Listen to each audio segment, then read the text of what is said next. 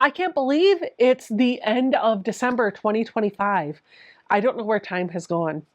But we are already on block number 12 for the 2025 quilt along, which means we are about to wrap this up.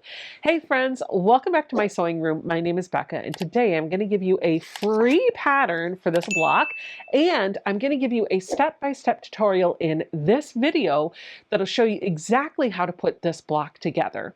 Now, before we jump into the step-by-step tutorial, I just want to tell you really quick that every month that I've been doing these, Cotton Cuts has been sending me 12 fat quarters to play with to make the video content for you and the free pattern. And I want to give them a huge shout out because that has been super generous and a lot of fun to see what they've been sending my way. Before we jump into the step-by-step tutorial, I want to show you the 12 fat quarters that they sent to me in the month of December.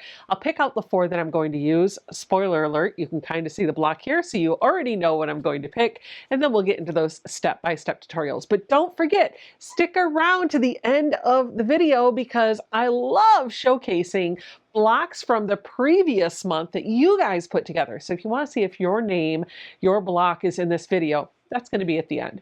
All right, let's get to the fabric reveal and the tutorial.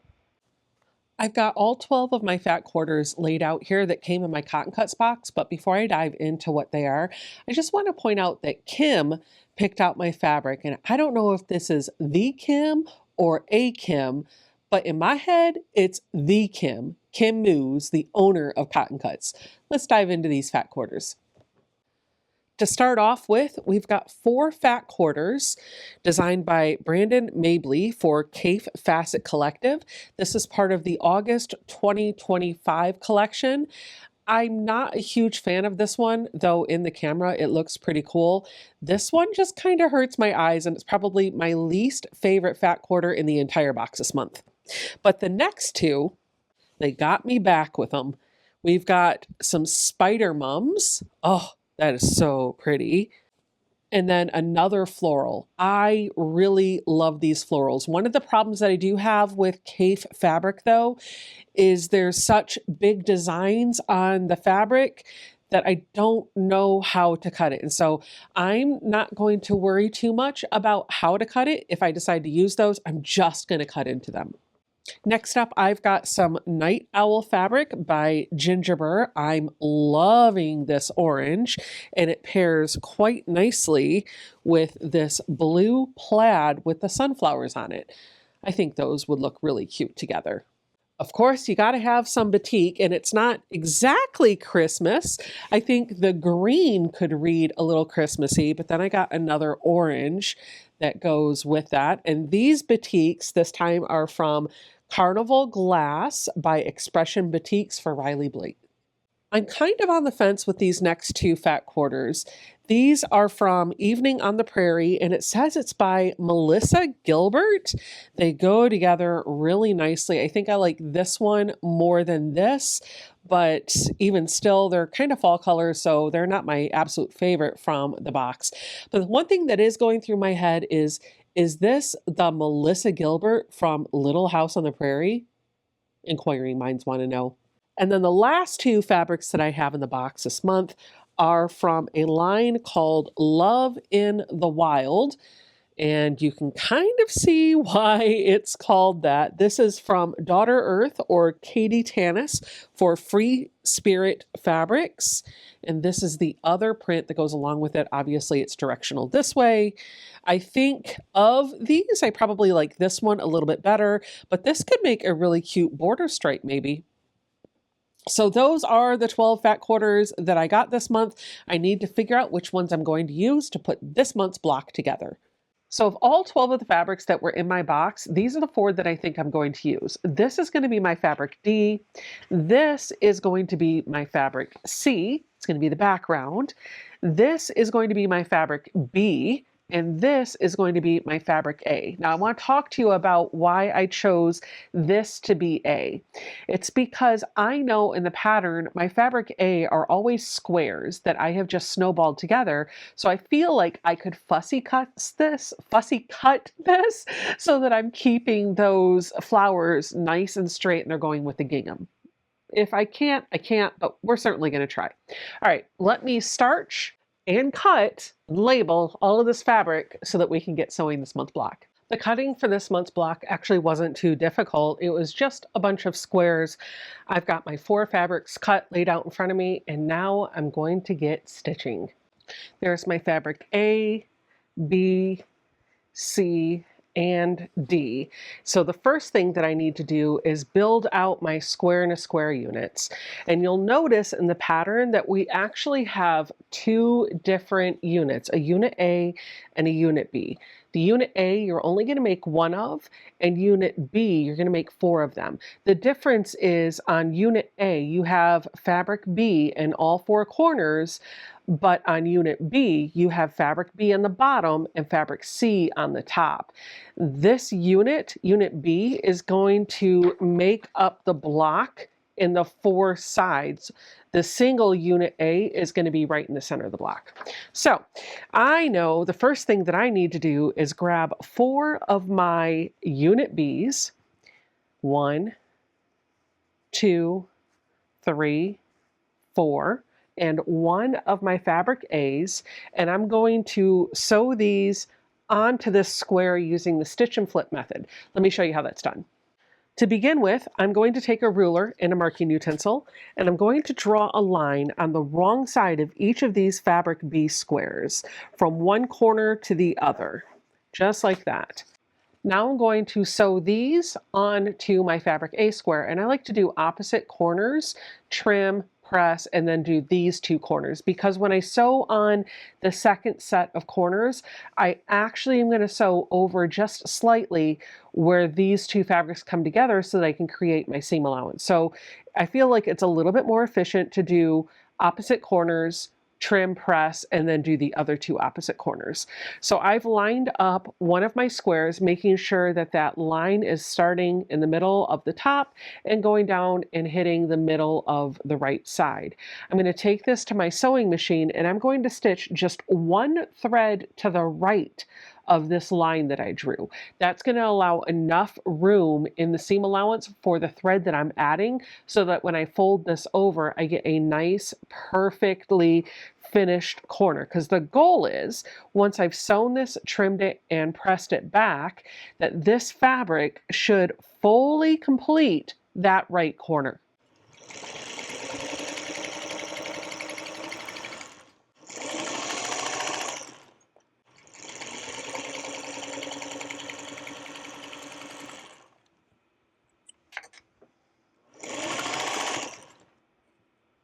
Once I have these 2 squares sewn on, I can test to make sure that this is placed in the right spot by picking up one of the flaps and pushing it over very gently, getting it so that it's nice and up against that seam, and then just creasing that back with my fingers.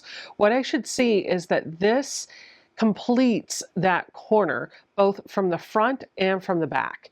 If this piece is too small, then it means I sewed too far to the left. And if it is too big from the front, then that means that I sewed too far to the right. If it's too small, you'll need to rip the seam, try again. But if it's too big, you can just try and take your seam again without ripping that seam. Once you've tested your folds to make sure that the block is still the size that you need it to be, then you can come in with a ruler and rotary cutter, trim this at 1/4 of an inch,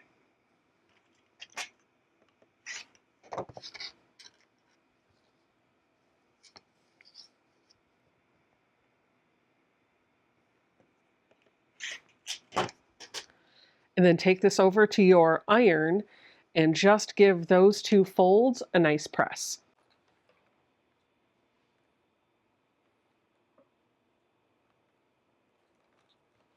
Now I'm going to repeat the same thing for the other 2 corners.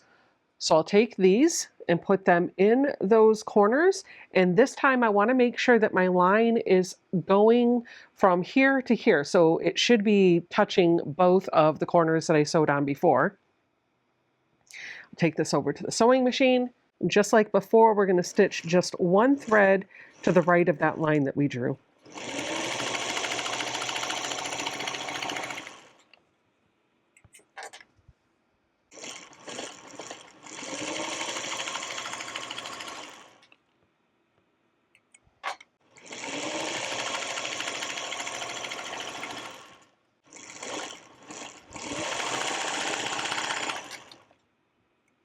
We're going to do the same thing to this that we did before, test our corners. If they look right, then we're going to trim at 1/4 of an inch.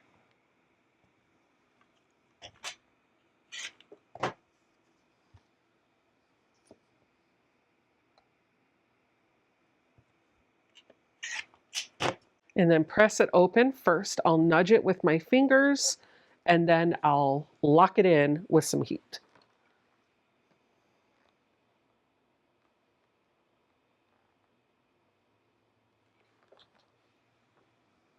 This is our square and a square unit, and if we did this correctly, then all of these points should have 1/4 of an inch so that we don't lose our points when we put this together. Now, if they're not exactly 1/4 of an inch, I have a trick for you. Okay, now that I've made unit A, I need to make my 4 unit Bs. And the only difference here is that on the bottom, I'm going to have this fabric, but on the top, I'm going to have this fabric. So I'm going to follow the same steps that I just showed you for this to make these 4. Sometimes I find that even though I drew my line and I was super careful about placing my needle in the exact right position, I'm still not exactly where I need to be. But I do really good at keeping 1/4 of an inch when I'm just lining the raw edge of my fabric up with my presser foot. So my tip for you in this case is to come in and take your fabric, line it up with the corner. You don't even have to worry about drawing the line on the wrong side of it. And then you're just going to take your ruler and you're going to put that 1/4 inch mark going right where you normally would have drawn the line.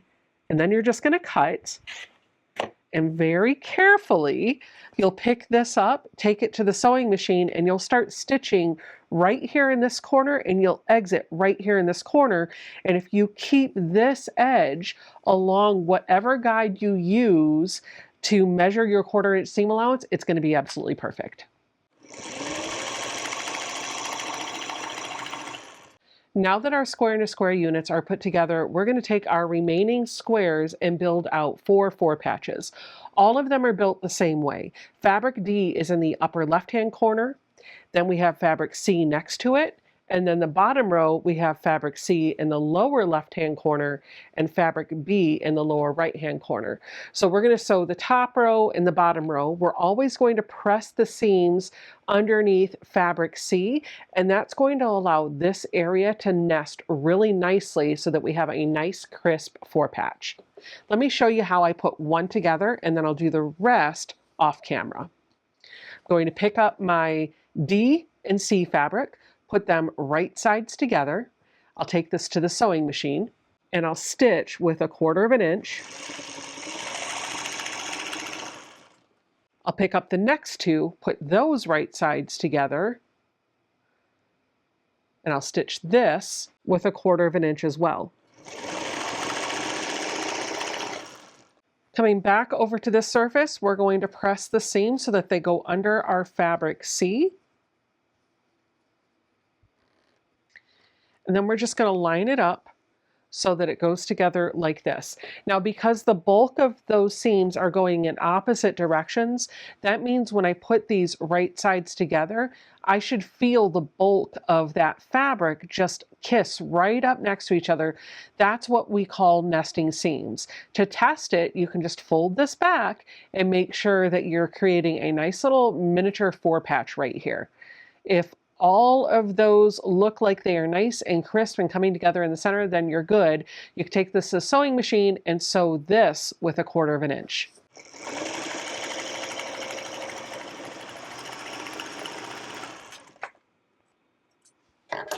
Now my 4-patch is all sewn together, and I'm going to give it a nice heat press to make it lay nice and flat. If we did everything correctly, this center area where all 4 of those fabrics come together should have points from all 4 squares. Everything should come exactly to the center. I'm going to repeat this 3 more times. Whenever I'm making units that are the same over and over again, I like to take the thinking out of it. So I'll just take a few minutes while I'm thinking about how the fabric is supposed to go together, and I'll put everything right sides together and lay it down in the direction that I'm going to sew it. So I know all of these are going to be sewn along the right edge. I've got that side laid out so that the right edge is parallel to my presser foot. So all I have to do is come over to my sewing machine, pick up the first pair, put it underneath the needle, sew, not going to break thread. This is what we call chain stitching or web piecing. And then I'll sew onto the next one. Not going to break thread. I'll just sew onto the next pair. I'll just keep doing that until all of my pieces are sewn together.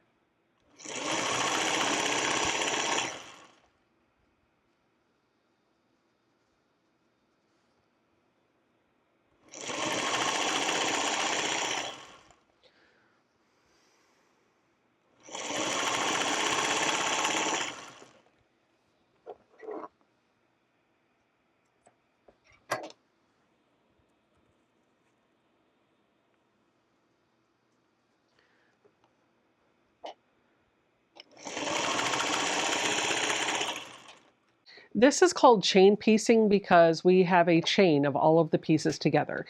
If we were going to do web piecing, that's basically where you're just sewing out. This would be row 1, row 2, row 1, row 2, row 1, row 2. You can see I haven't done that here. I sewed all of the tops and then all of the bottoms, but I want to demonstrate for you what web piecing would look like, because I know this is a concept that confuses a lot of people. Essentially, I have taken row 1 and row 2 and sewn them together, and I did not break thread in between those. And that keeps my fabric, oops, I cut the wrong one. But that, oh, no, that'll still work. That keeps the fabric attached so that I have my fabrics lined up the right way. It's not as easy to demonstrate when I only have 2 pieces, but when I start getting into 3x3 or 4x4 configurations, it kind of keeps your quilt top nice and organized so that you don't forget what is row 1, 2, and 3. So I'm going to take this, I'm going to press the seams, just like I did before, underneath my fabric C. That thread is still attached. I don't need to break that, but I am going to take a moment to nest up those seams and then sew right along here with my 1/4 of an inch.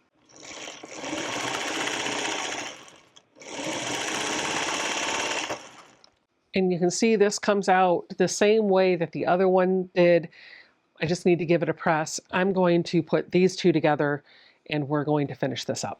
Now we have everything that we need to put this block together, and it's just going to be like sewing a 9 patch. We're going to go 3 rows of 3. We're going to press the top and the bottom row out away from the center, and the middle row we're going to press into the center, which will allow us to nest our seams. So we just need to pay attention to how this fabric, these squares are oriented. We always want fabric B to be touching the middle, and then fabric C will be out on the other side. So I'm going to go like this, and I've already noticed, I noticed when I was sewing this, but I decided I wasn't going to fix it, that I've got a bit of a boo-boo here.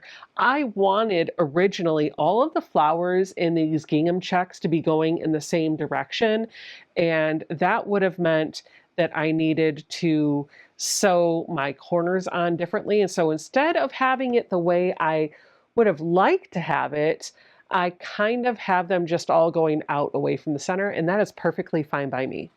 Then we're going to take these 4 patches and we're going to put them in the corners, and we're always going to make sure that that green fabric is going to the outside. And that is our block. We're going to sew this all together, 3 rows of 3. We're going to press top and bottom out, middle in, and this is a great chance for you to practice that web piecing. To do your web piecing, you'll pick up these 2 pieces, and then these 2 pieces, and then these 2 pieces. You'll sew all along these without breaking thread, and then you'll open it up and come in and add this on, and this on, and then when that's done, you just sew the rows together, but it keeps all of your pieces organized.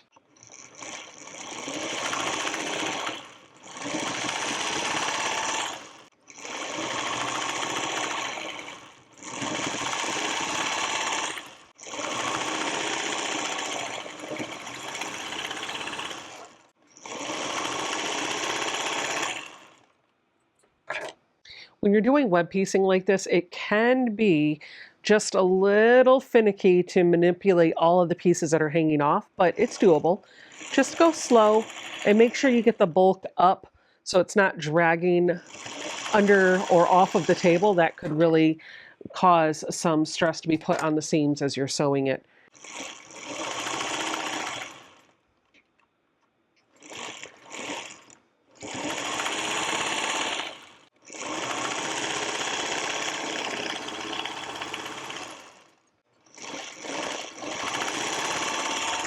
This is what the result of my web piecing looks like. It might feel a little messy to you, but it's keeping everything nice and organized for me. So all I have to do now is press my seams. I'm just going to press them with my finger. I don't need to worry about pressing them with heat unless I want to. I'm just going to make sure that top and bottom rows are going opposite of that middle row so that I can nest those seams. Now I'll just pick this up, put this together, and sew the first row onto the top, and then I'll repeat it to do the bottom row onto the rest of the quilt block.